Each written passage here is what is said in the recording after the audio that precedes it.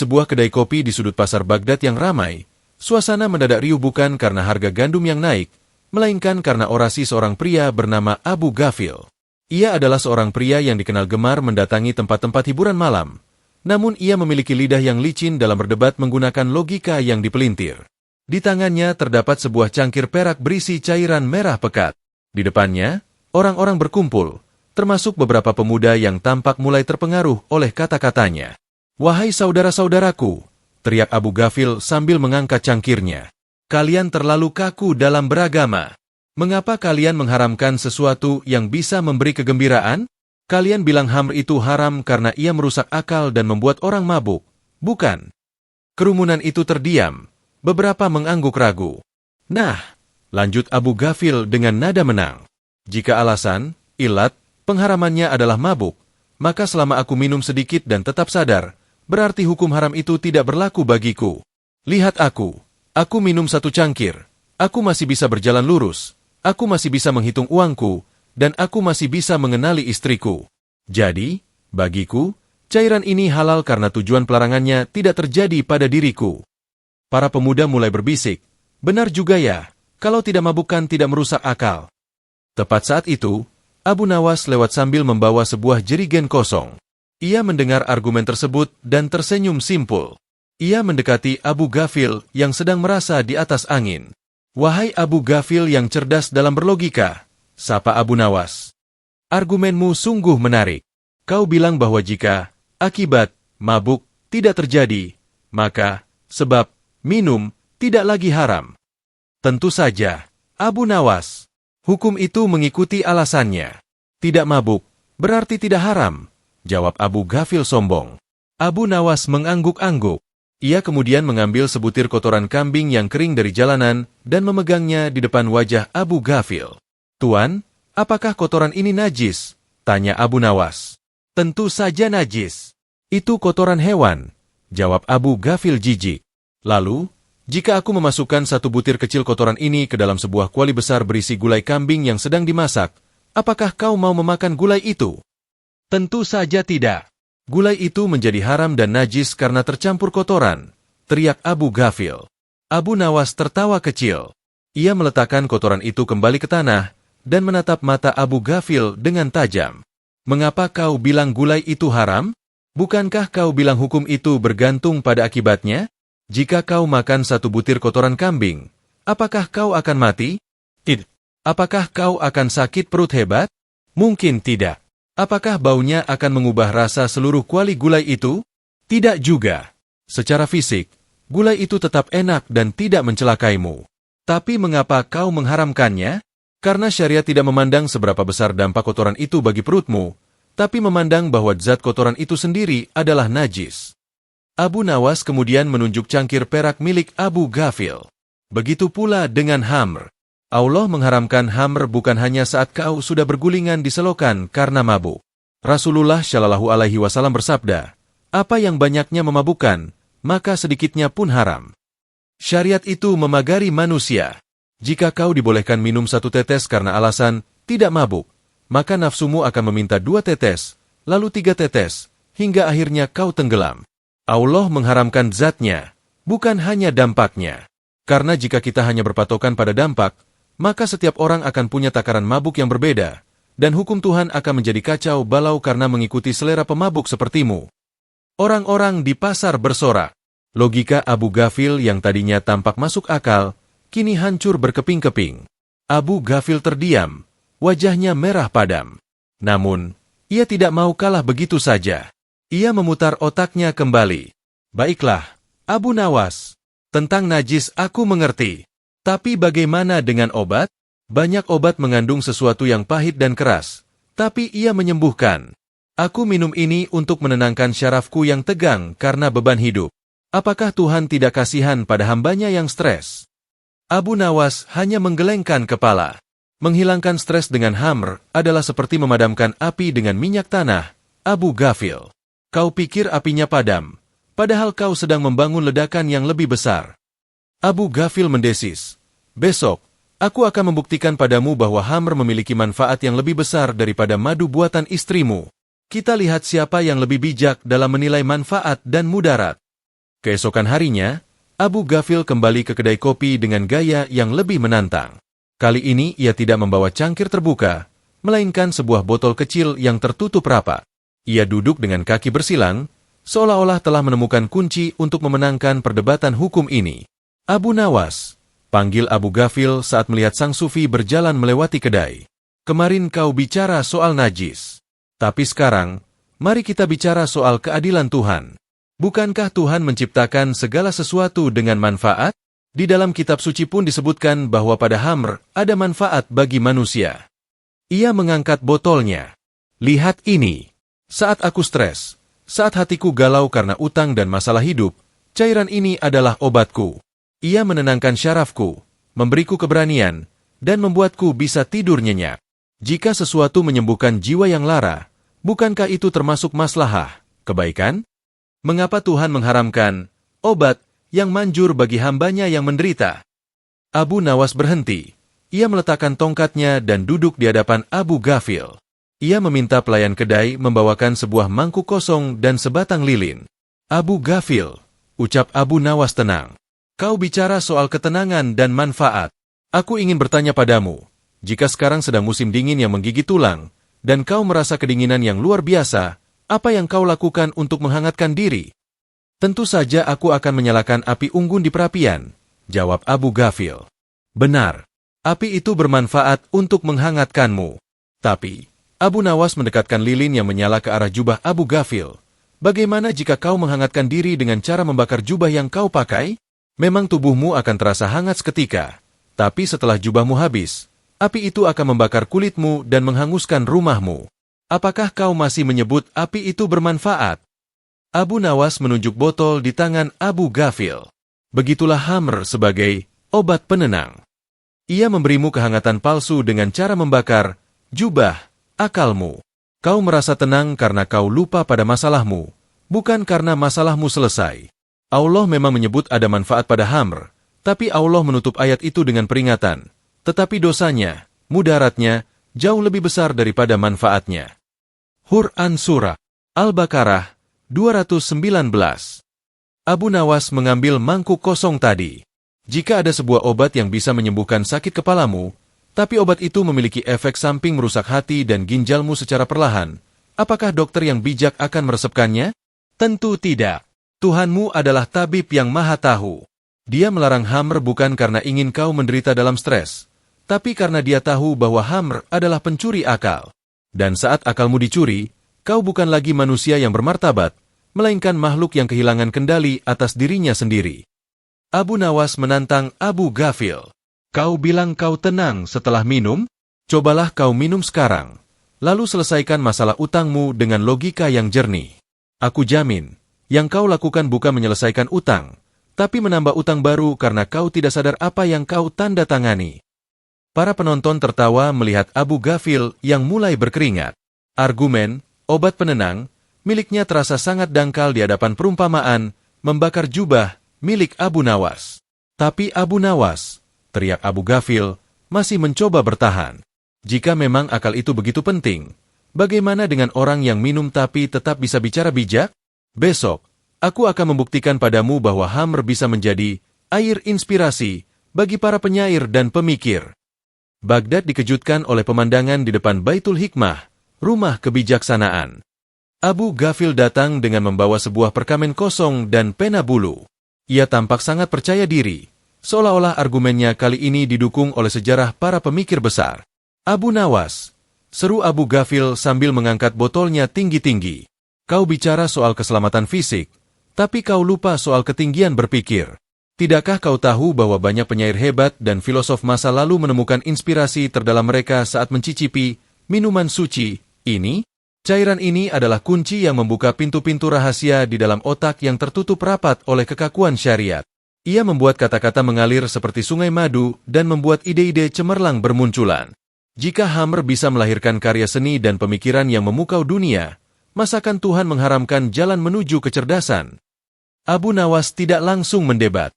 Ia meminta seorang muridnya membawakan sebuah lentera minyak yang kacanya sangat bersih dan bening, serta sebotol minyak lampu yang kotor dan hitam.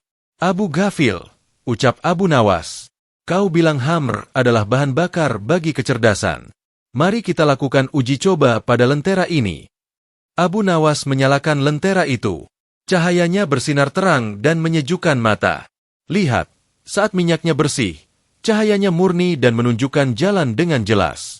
Itulah akal yang fitrah. Lalu, Abu Nawas menuangkan minyak hitam yang kotor ke dalam wadah lentera tersebut. Seketika, api melonjak besar, namun asap hitam tebal mulai menyelimuti bagian dalam kaca lentera. Cahayanya tampak berpijar lebih liar untuk beberapa saat, namun segera meredup karena kaca lentera menjadi hitam tertutup jelaga. Abu Nawas menunjuk lentera yang kini suram dan berasap itu. Kau lihat api yang sempat membesar tadi? Itulah yang kau sebut inspirasi. Hammer memang memicu syarafmu untuk meledak sesaat, tapi ia membawa jelaga yang menutupi kejernihan akalmu. Kau merasa hebat, kau merasa menjadi penyair paling jenius di dunia saat mabuk, tapi itu hanya perasaanmu saja. Saat kau sadar besok pagi dan membaca apa yang kau tulis, kau akan menemukan bahwa tulisanmu hanyalah racauan yang tidak bermakna. Kau merasa terbang ke langit, padahal kau hanya sedang merangkak di selokan. Abu Nawas melangkah mendekati Abu Ghafil. Suaranya terdengar tajam. Inspirasi yang datang dari Hammer adalah inspirasi iblis. Ia tidak memberimu ilmu, ia hanya memberimu keberanian tanpa malu. Kau pikir kau sedang memecahkan rahasia alam semesta, padahal kau sedang menelanjangi aibmu sendiri di depan orang banyak. Tuhan memberikanmu akal sebagai cermin keilahian. Jika kau sengaja mengaburkan cermin itu dengan Hammer, maka yang kau lihat bukan lagi kebenaran, melainkan bayangan setan yang menari-nari dalam hayalanmu. Abu Nawas kemudian memberikan selembar kertas berisi teka-teki logika sederhana kepada Abu Ghafil. Jika memang Hammer menambah kecerdasan, selesaikan teka-teki anak kecil ini sekarang juga setelah kau minum 1 gelas. Abu Ghafil mencoba membaca, namun matanya mulai berbayang. Ia mulai tertawa-tawa sendiri tanpa alasan, bahkan tidak bisa memegang pena dengan stabil. Rakyat yang melihat tertawa mengejek. Terbukti, Hammer tidak memberi kecerdasan, melainkan kelumpuhan berpikir. Abu Ghafil melemparkan penanya dengan marah. Ini hanya karena aku kurang minum. Jika aku minum lebih banyak, aku akan lebih fokus. Abu Nawas menggeleng. Besok, aku akan menunjukkan padamu bahwa Hammer bukan hanya merusak akal dan inspirasi, tapi ia adalah kunci dari segala kejahatan. Jika kau masih membela cairan ini, kau sedang mengundang iblis untuk makan malam di rumahmu. Pagi di Baghdad kali ini terasa sedikit lebih suram. Abu Ghafil tidak lagi duduk di kedai kopi, melainkan berdiri di tengah pasar dengan pakaian yang agak berantakan. Ia tampak ingin menggunakan argumen paling masuk akal bagi orang-orang yang merasa dirinya orang baik meski tetap melanggar larangan. Abu Nawas, teriak Abu Ghafil, kau selalu bicara soal akal. Tapi dengarlah, jika aku minum, itu adalah urusanku dengan Tuhan. Aku tidak mencuri, aku tidak membunuh, aku tidak menyakiti orang lain. Aku hanya menikmati cangkirku sendiri. Mengapa agama menganggap Hammer sebagai dosa besar seolah-olah aku ini seorang penjahat kelas kakap? Apakah seadil itu Tuhan menghukum seseorang yang hanya ingin bersantai tanpa merugikan tetangganya? Banyak orang di pasar mulai mengangguk. Mereka merasa bahwa selama seseorang tidak merugikan orang lain, maka perbuatannya seharusnya dimaklumi. Abu Nawas melangkah maju membawa 3 buah kunci besar dan sebuah kotak kayu yang terkunci rapat. Abu Ghafil, ucap Abu Nawas, kau merasa dirimu aman karena kau merasa bisa mengendalikan diri. Sekarang, mari kuberi kau sebuah cerita perumpamaan tentang seorang laki-laki, baik, sepertimu yang suatu hari terjebak oleh pilihannya sendiri. Abu Nawas mulai bercerita. Dahulu, ada seorang abid, ahli ibadah, yang ditangkap oleh seorang penguasa zalim. Penguasa itu memberinya 3 pilihan untuk menyelamatkan nyawanya. 1. Membunuh seorang anak yatim. 2. Berzina dengan seorang wanita. 3. Meminum 1 cangkir Hammer. Laki-laki itu berpikir, membunuh adalah dosa besar yang tak terampuni. Berzina adalah noda yang menghancurkan martabat. Tapi meminum Hammer? Itu hanya dosa kecil terhadap diriku sendiri. Aku akan minum, lalu aku akan bertobat setelahnya. Abu Nawas membuka kotak kayu itu dengan kunci pertama. Tapi dengarlah apa yang terjadi. Setelah ia meminum Hammer itu, akalnya, sang penjaga pintu moral, tertidur pulas. Dalam keadaan mabuk dan kehilangan kendali, laki-laki itu kemudian melihat wanita tersebut dan memperkosanya. Karena takut perbuatannya diketahui, ia kemudian membunuh anak yatim yang menyaksikannya. Dengan meminum satu cangkir yang ia anggap dosa kecil, ia justru melakukan dua dosa paling besar di muka bumi.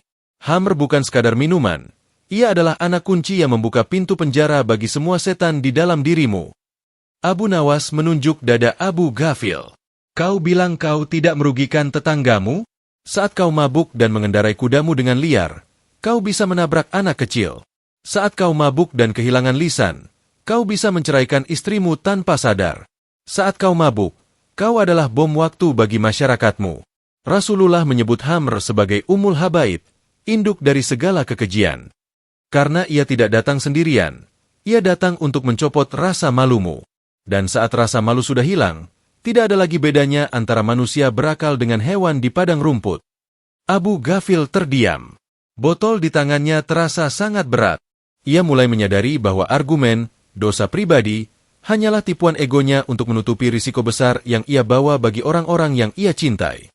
Tapi, suara Abu Ghafil melemah. Bagaimana jika aku sudah terlanjur basah? Bagaimana jika aku sudah kehilangan cara untuk berhenti? Abu Nawas tersenyum, kali ini dengan tatapan yang sangat teduh. Besok, di episode terakhir, aku akan menunjukkan padamu jalan pulang. Bukan dengan paksaan, tapi dengan pilihan yang lebih manis daripada racun di botolmu itu. Pagi itu di tepi sungai Tigris, suasana terasa berbeda. Abu Ghafil datang tanpa botol peraknya. Wajahnya lesu, matanya yang biasa merah karena alkohol kini tampak redup dan penuh penyesalan. Ia duduk di sebuah bangku kayu, memandangi aliran air yang jernih, menunggu kedatangan Abu Nawas. Abu Nawas, sapa Abu Ghafil saat sang sufi duduk di sampingnya. Kemarin kau bilang ada jalan pulang yang lebih manis. Tapi jujur saja, aku takut. Aku takut jika aku berhenti minum, duniaku akan menjadi hambar. Aku takut menghadapi masalah hidupku tanpa selimut yang selama ini menutupinya. Apakah menjadi orang baik itu selalu berarti hidup dalam kebosanan? Abu Nawas mengeluarkan dua buah mangkuk kecil. Satu berisi air keruh, air parit, dan satu lagi berisi madu murni yang berwarna keemasan. Abu Ghafil, ucap Abu Nawas lembut. Selama ini kau merasa Khamr itu manis, karena lidahmu sudah terbiasa dengan rasa pahitnya kemaksiatan. Kau takut kehilangan Khamr karena kau belum pernah merasakan halawatul iman, manisnya iman. Abu Nawas menuangkan setetes madu ke telapak tangan Abu Ghafil. Syariat Allah mengharamkan Khamr bukan untuk membuat hidupmu hambar, tapi untuk membersihkan, bejana, jiwamu. Bagaimana mungkin madu yang suci ini bisa kau rasakan nikmatnya? Jika bejana hatimu masih penuh dengan air keruh, kau tidak butuh Khamr untuk bahagia. Kau hanya butuh kehadiran diri. Selama ini kau lari dari masalah, tapi masalah itu tetap ada di sana menunggumu saat kau sadar. Saat kau berhenti minum, kau memang akan merasakan sakitnya kenyataan. Tapi di saat itulah kau mulai menjadi manusia merdeka yang berani bertarung dengan hidupnya, bukan pecundang yang bersembunyi di balik botol. Abu Nawas berdiri dan menunjuk ke arah matahari yang baru terbit. Ketahuilah, Abu Ghafil, kebahagiaan seorang pemabuk itu pinjaman, dan ia harus membayarnya dengan bunga berupa kehancuran kesehatan dan martabat. Tapi kebahagiaan seorang yang bertakwa itu milik sendiri, yang ia dapatkan dari kejernihan nuraninya. Syariat tidak datang untuk membelenggu kebebasanmu. Syariat datang untuk membebaskanmu dari perbudakan nafsu. Mana yang lebih mulia? Seseorang yang dikendalikan oleh cairan di dalam botol, atau seseorang yang mengendalikan tangannya sendiri untuk tidak menyentuh botol itu? Abu Ghafil menatap tangannya yang gemetar. Ia mengambil botol terakhir yang masih tersimpan di saku jubahnya. Lalu dengan tekad yang bulat, ia menuangkan seluruh isinya ke tanah. Bau tajam cairan itu menguap, kalah oleh aroma tanah yang tersiram air. Aku lelah menjadi budak, Abu Nawas, bisik Abu Ghafil. Mulai hari ini, aku ingin belajar merasakan manisnya madu yang kau ceritakan. Rakyat yang menyaksikan dari kejauhan merasa haru. Tidak ada perdebatan lagi. Yang ada hanyalah seorang manusia yang baru saja menemukan kembali akalnya yang sempat dicuri. Abu Nawas tersenyum puas. Ia merangkul pundak Abu Ghafil dan mengajaknya berjalan menuju masjid untuk salat berjamaah. Ingat, Abu Ghafil, kata Abu Nawas sambil tertawa kecil. Jika kau merasa rindu pada sensasi mabuk, datanglah ke majelis zikir. Di sana kau bisa mabuk oleh cinta kepada Allah tanpa harus merusak ginjalmu atau membuat istrimu menangis. Dan satu lagi, tambah Abu Nawas. Karena kau sudah berhenti minum, uang yang biasa kau pakai untuk membeli khamr itu lebih baik kau belikan perhiasan untuk istrimu. Karena jika kau pulang dengan wajah suci tapi tangan hampa, logika istri akan jauh lebih mematikan daripada logika khamr manapun. Tobatnya Abu Ghafil ternyata tidak disukai oleh teman-teman lamanya, sesama kaum penikmat malam yang merasa kehilangan kawan. Mereka tidak menyerang dengan botol, melainkan dengan logika kompromi yang halus, berusaha menarik Abu Ghafil kembali ke lubang yang sama dengan dalih moderasi. Suatu sore, Abu Ghafil sedang duduk merenung di teras rumahnya ketika rombongan teman lamanya yang dipimpin oleh Sahl si sofis datang. Sahl adalah tipe orang yang merasa paling pintar dalam mencari jalan tengah antara maksiat dan taat. Wahai Ghafil, sapa Sahl sambil membawa nampan berisi cangkir-cangkir. Kami dengar kau sudah jadi murid Abu Nawas yang paling suci. Tapi bukankah Islam itu agama yang wasatiyah, tengah-tengah? Mengapa kau harus ekstrim dengan berhenti total? Bukankah segalanya yang berlebihan itu buruk? Berhenti total itu berlebihan. Mabuk berat juga berlebihan. Bukankah yang paling baik adalah minum sedikit saja untuk sekadar menjaga persaudaraan? Abu Ghafil tampak bimbang. Argumen, jalan tengah, ini terdengar sangat masuk akal bagi telinganya yang masih awam. Tepat saat Abu Ghafil hendak menyentuh cangkir tersebut, Abu Nawas muncul dari balik pintu rumah membawa semangkuk sup kambing yang aromanya sangat menggoda selera. Ah, pas sekali ada tamu, seru Abu Nawas dengan ceria. Sahl, kau benar sekali soal jalan tengah.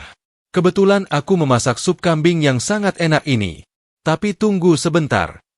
Abu Nawas kemudian mengambil sebatang kayu kecil. Lalu ia mencelupkan ujung kayu itu ke dalam kotoran ayam yang ada di tanah. Dengan tenang, ia mengaduk sedikit ujung kayu kotor itu ke dalam semangkuk sup yang mengepul lezat tersebut. Abu Nawas menyodorkan mangkuk sup itu kepada Sahl. Silakan, Sahl. Ini sup terbaik di Baghdad. Aku hanya memasukkan sedikit saja kotoran ayam, tidak sampai 1 sendok teh. Menurut logikamu, ini kan jalan tengah? Supnya masih banyak, kotorannya hanya sedikit. Pasti tidak akan meracunimu, bukan? Sahl mundur dengan wajah jijik. Kau gila, Abu Nawas. Meskipun hanya setetes, sup itu sekarang haram dan menjijikkan untuk dimakan. Abu Nawas meletakkan mangkuk itu ke tanah dengan senyum kemenangan. Lalu mengapa kau menggunakan logika yang berbeda untuk khamr? Kau bilang sedikit minum itu, jalan tengah. Tapi kau lupa bahwa khamr adalah najis secara maknawi. Jika kau tidak mau memakan sup lezat hanya karena setetes kotoran, mengapa kau mau mengotori jiwamu yang suci dengan setetes cairan yang Allah benci? Jalan tengah dalam Islam bukan berarti berada di antara benar dan salah, tapi berada di tengah-tengah kebenaran. Kau tidak bisa berdiri di tengah jembatan yang setengahnya sudah runtuh. Abu Nawas menatap teman-teman Abu Ghafil satu persatu. Moderasi, wasatiyah, itu artinya kau tidak berlebihan dalam ibadah hingga menyiksa diri, dan tidak berlebihan dalam dunia hingga lupa akhirat. Tapi dalam hal kebenaran dan kebatilan, tidak ada jalan tengah. Hitam adalah hitam, putih adalah putih. Mencampurnya hanya akan membuatmu hidup dalam abu-abu kemunafikan. Teman-teman Abu Ghafil terdiam, tak mampu membantah perumpamaan sup kotoran tersebut. Abu Ghafil pun semakin mantap. Ia menyadari bahwa kompromi dalam kemaksiatan adalah langkah awal menuju kehancuran yang sama. Namun, Sahl yang merasa dipermalukan tidak menyerah. Baiklah soal minuman. Tapi bagaimana dengan pergaulan? Apakah kau akan melarang Ghafil berteman dengan kami hanya karena kami belum sesempurna kalian? Bukankah Islam mengajarkan kasih sayang kepada siapapun? Kekecewaan terpancar dari wajah Sahl si sofis. Argumen, jalan tengah, nyapatah oleh semangkuk sup. Namun, ia segera mengganti taktik. Kali ini ia menyerang sisi kemanusiaan dan hubungan sosial. Sebuah tema yang seringkali membuat orang yang baru bertobat merasa bersalah atau dianggap sombong. Abu Nawas, ujar Sahl dengan nada yang dibuat sedih. Katakanlah kami memang masih berlumur dosa. Tapi bukankah Islam mengajarkan kasih sayang? Jika kau menjauhkan Ghafil dari kami, bukankah itu berarti kau mengajarkannya menjadi orang sombong yang merasa paling suci? Harusnya, jika Ghafil sudah insaf, ia tetap duduk bersama kami di kedai agar ia bisa mendakwahi kami. Dengan memintanya menjauh, kau justru memutus tali silaturahmi. Apakah Tuhan suka melihat hambanya memusuhi teman-temannya hanya karena sebotol minuman? Abu Ghafil menatap Abu Nawas. Ia merasa tidak enak hati disebut sombong atau memutus pertemanan. Abu Nawas tidak membantah dengan kata-kata kasar. Ia meminta Abu Ghafil masuk ke dalam rumah dan memakai jubah putih yang paling bersih miliknya. Setelah Ghafil memakainya, Abu Nawas mengajak Sahal dan kawan-kawannya berjalan menuju sebuah bengkel pandai besi yang penuh dengan asap hitam dan percikan api. Sahal, kata Abu Nawas sambil berdiri di depan pintu bengkel yang pengap itu. Aku setuju bahwa kita harus berkasih sayang. Sekarang, aku ingin Ghafil menunjukkan kasih sayangnya kepada si pandai besi itu. Aku ingin Ghafil duduk di samping tungku api itu selama 1 jam saja dengan jubah putihnya, tanpa melakukan apapun, hanya untuk berteman. Sahal tertawa. Itu bodoh. Meskipun ia tidak memegang besi panas, asap dan jelaga itu akan membuat jubah putihnya hitam dan bau sangit. Abu Nawas memegang pundak Ghafil, lalu menatap Sahal dengan tajam. Itulah jawaban untukmu, Sahal. Ghafil adalah orang yang baru saja mencuci jubah jiwanya hingga putih bersih. Ia sedang dalam masa penyembuhan. Jika kau memintanya duduk bersama kalian yang masih memegang botol khamr dengan dalih dakwah atau pertemanan, maka asap kemaksiatan kalian akan menempel pada jiwanya tanpa ia sadari. Rasulullah Shallallahu Alaihi Wasallam pernah bersabda bahwa berteman dengan orang saleh itu seperti berteman dengan penjual parfum. Kau akan ikut wangi. Sedangkan berteman dengan pelaku maksiat yang tidak mau berubah, seperti berteman dengan pandai besi. Kalau tidak terkena percikan apinya, kau pasti terkena bau asapnya. Abu Nawas melanjutkan, memutus silaturahmi itu dilarang, tapi menjaga jarak dari racun adalah kewajiban. Ghafil boleh tetap menyapa kalian di jalan, boleh membantu jika kalian kesulitan, tapi untuk duduk dalam satu meja maksiat, itu bukan toleransi. Itu adalah bunuh diri spiritual. Jika kalian benar-benar temannya, kalianlah yang harus mencuci tangan kalian agar bisa bersalaman dengannya tanpa mengotori jubahnya, bukan malah menariknya kembali ke dalam lumpur. Sahal terdiam. Teman-temannya mulai merasa malu. Mereka menyadari bahwa selama ini mereka tidak benar-benar merindukan Ghafil. Mereka hanya tidak ingin merasa paling kotor sendirian. Mereka pun pergi meninggalkan rumah Abu Ghafil satu persatu. Namun, ujian terakhir bagi Abu Ghafil bukan datang dari teman-temannya, melainkan dari dalam dirinya sendiri. Sebuah krisis besar akan menimpa keluarganya, dan bisikan iblis akan kembali datang. Hanya satu tegukan, dan semua masalahmu akan terasa ringan. Beberapa minggu kemudian, cobaan berat datang. Perdagangan kain milik Abu Ghafil mengalami kerugian besar karena kapal pengangkutnya tenggelam. Dalam semalam, ia kehilangan hampir seluruh hartanya. Di saat yang sama, salah satu anaknya jatuh sakit. Tekanan mental yang luar biasa membuat Abu Ghafil putus asa. Saat ia duduk sendirian di tepi sungai Tigris pada malam hari, seorang pedagang gelap melintas dan menawarkan sebuah botol perak yang sangat akrab di matanya. Ini gratis untukmu, kawan. Aku tahu bebanmu berat. Minumlah, dan lupakan semua hutangmu malam ini, bisik pedagang itu. Tangan Abu Ghafil gemetar. Ia hampir membuka tutup botol itu ketika ia teringat perkataan Abu Nawas tentang membakar jubah dan sup yang tercemar. Tiba-tiba Abu Nawas muncul dari kegelapan, bukan membawa nasihat, tapi membawa sebuah lampu minyak yang hampir padam. Ghafil, tanya Abu Nawas lirih, jika kau kedinginan di tengah badai, apakah kau akan menghancurkan lampu satu-satunya ini agar apinya besar sesaat, atau kau akan menjaga apinya tetap kecil agar kau bisa melihat jalan pulang? Abu Ghafil menatap botol itu, lalu menatap Abu Nawas. Abu Nawas, ucap Ghafil dengan air mata menetes. Iblis membisikkan bahwa dengan minum ini, aku akan merasa tenang. Tapi akalku berkata, jika aku minum, besok aku akan tetap miskin, anakku tetap sakit, dan aku akan kehilangan satu-satunya harta yang tersisa, imanku. Ghafil melemparkan botol itu jauh ke tengah sungai Tigris. Biur. Masalah adalah ombak, Abu Nawas. Dan aku tidak akan menenggelamkan kapalku hanya karena aku takut melihat tingginya ombak. Aku akan tetap memegang kemudi akalku, karena aku tahu Allah ada di ujung perjalanan ini. Abu Nawas tersenyum lebar dan memeluk sahabat barunya itu. Keesokan harinya, kabar baik datang. Sebagian barang dagangan Ghafil ternyata berhasil diselamatkan oleh nelayan, dan Khalifah Harun al-Rashid yang mendengar keteguhan hati Ghafil melalui Abu Nawas, mengirimkan tabib istana untuk mengobati anaknya. 1 bulan kemudian, Abu Ghafil tampak berjalan dengan gagah. Ia tidak lagi dikenal sebagai si pemabuk, melainkan sebagai Ghafil si penjaga akal. Abu Nawas yang sedang asyik memancing di tepi sungai melihatnya lewat. "Wahai Ghafil," seru Abu Nawas, "bagaimana rasanya hidup tanpa selimut hamr?" Ghafil tertawa jernih. "Rasanya seperti bangun dari mimpi buruk, Abu Nawas. Dulu aku pikir dunia ini sempit. Sekarang aku sadar bahwa dunia ini luas bagi mereka yang matanya tidak terpejam oleh botol." Abu Nawas mengangguk puas. "Alhamdulillah. Sekarang pergilah pulang. Tapi ingat, meskipun kau sudah punya mahkota akal, jangan pernah mencoba mendebat istrimu soal belanja dapur. Karena untuk urusan itu, bahkan akal paling jenius pun akan memilih untuk mabuk kepayang daripada menang."